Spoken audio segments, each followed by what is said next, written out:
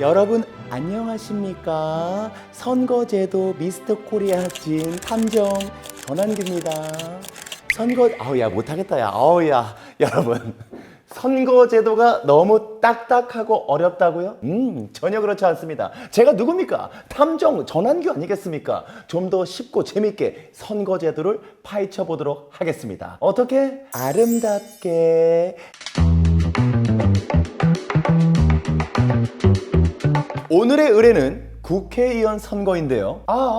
국회의원 선거 2024년 4월 10일 실시하는 제22대 총선 맞죠? 나야 알아. 이럴 때 박수 한번 주세요. 잘생겼단 누구니? 일단 제가 한번 자료를 찾아보겠습니다.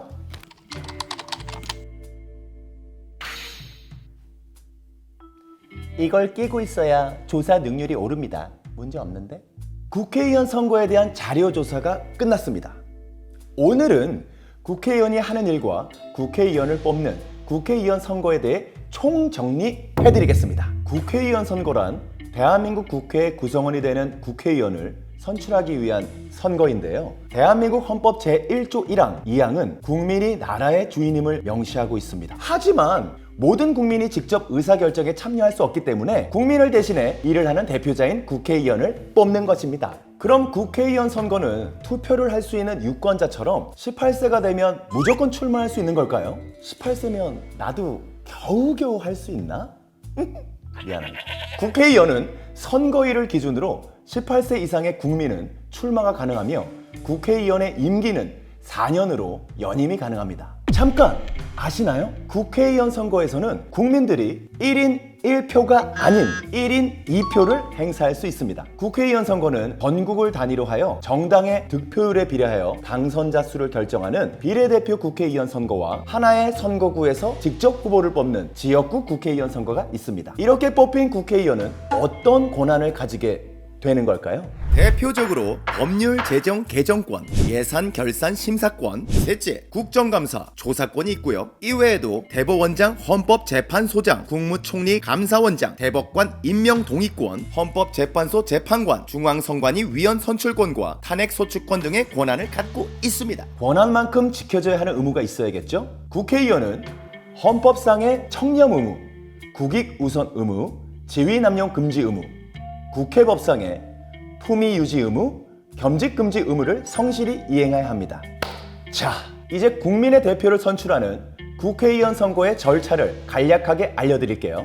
2024년 4월 10일 실시하는 제22대 국회의원 선거에서는 2023년 12월 12일부터 예비 후보자 등록이 시작되는데요. 예비 후보자 제도는 본 선거운동 기간 전이라도 어깨띠 착용, 명함 배부 등 일정 범위 내에서 선거운동을 허용하여 정치 신인에게도 자신을 알릴 수 있는 기회를 보장하기 위한 제도입니다. 본 선거는 후보자 등록을 시작으로 본격적으로 시작됩니다. 2024년 4월 10일 제22대 국회의원 선거의 예비 후보자 등록은 2023년 12월 12일 화요일부터 관할 선거구 선관위를 통해 등록할 수 있으며 후보자 등록은 2024년 3월 21일부터 3월 22일 매일 오전 9시부터 오후 6시까지 관할 선거구 선관위에서 등록할 수 있습니다. 등록한 후보자들은 등록 마감일 후 6일인 2024년 3월 28일부터 본선거 운동을 시작합니다.